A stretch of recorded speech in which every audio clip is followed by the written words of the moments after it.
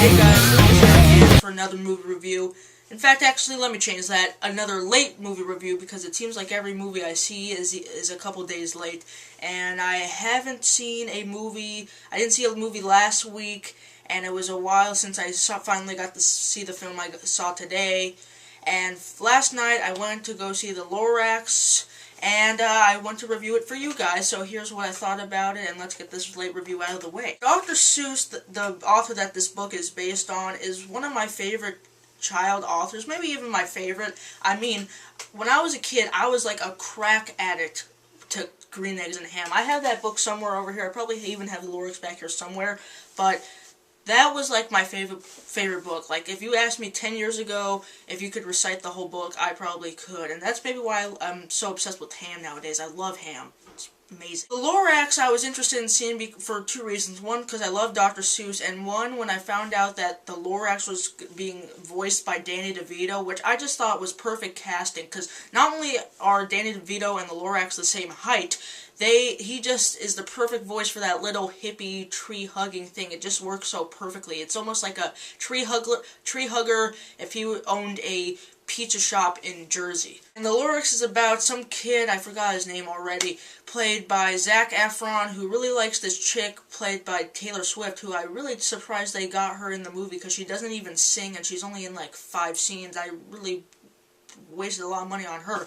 But anyway, he is obsessed with her, and he has a major crush on her, and she says the only way that she'll marry him, or that she'll marry any guy, is that if they bring her back a real living tree, because the trees in this world have all been cut down, and they live in this world where since there's no trees, this guy, played by Rob Riggle, has to sell air to them, and since there are no trees, everything is fake. Their trees are made out of styrofoam and plastic, and it's just like a futuristic world with no nature. So in order to get this one living tree, he meets up with this guy named the Onceler, who's a creepy little bastard, and he lives in this little house in the middle of nowhere, and he tells him that because of him, the trees are not there anymore, and he tells him the story about how it came to be and the tale of the Lorax. The best thing about this movie, by far, though, is the animation and 3D. While I thought Despicable Me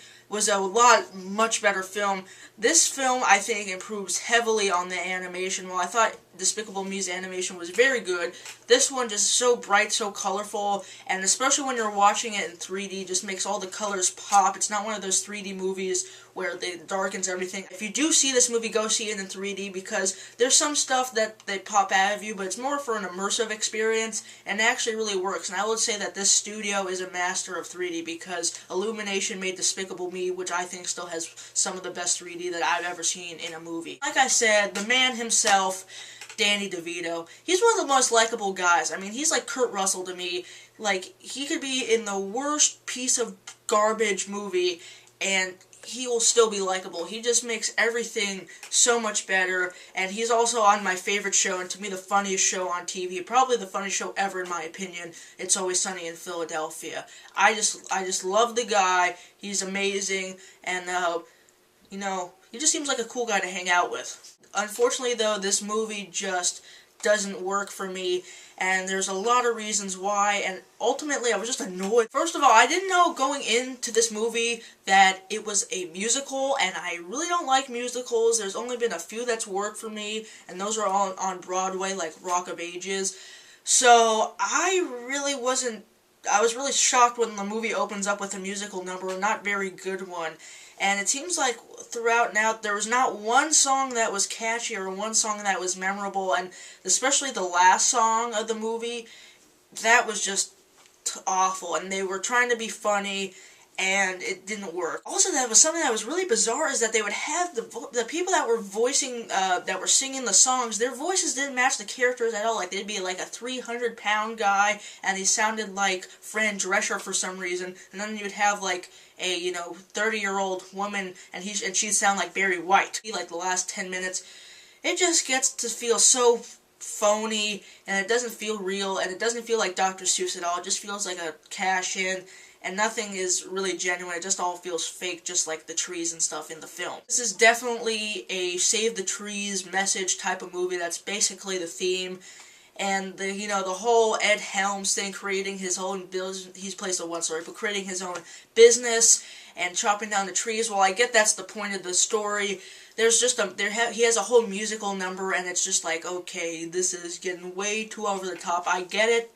Cutting down trees are bad, industries are bad, factories are bad. I get it. It's enough. And for a film called The Lorax, why isn't there more Lorax? Like, there's honestly only 9 or 10 scenes of the Lorax in here, and they're not particularly long. I mean, probably the most he was on screen was like a 5-minute scene.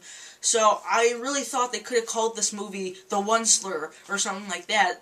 I'm sure it wouldn't have gotten as much business, but honestly, they could have had way more Lorax, especially because he was really the only character you like in the whole movie, because Zac Efron and Taylor Swift have no development, and you don't really care about them at all. Ed Helms did a good job, and he gets a lot of backstory, but in the end, his songs are just annoying, and you don't really like him at the end either. I just didn't like the movie, and by the end, I started to get pissed off because it just ends like so cheesily, and the song that they have in the credits is like Save the Trees and stuff, and you're like, this is just bad. I had a night to sleep on it, and I've been going back and forth between 1.5 stars and 2 stars, and I'm gonna go 2 stars, but wow, we're really in a dry spell. I haven't seen one really good movie this whole year. I haven't given a movie over 2.5 stars so far in 2012. I know I didn't see The Gray or The Chronicle, and why is that phone ringing?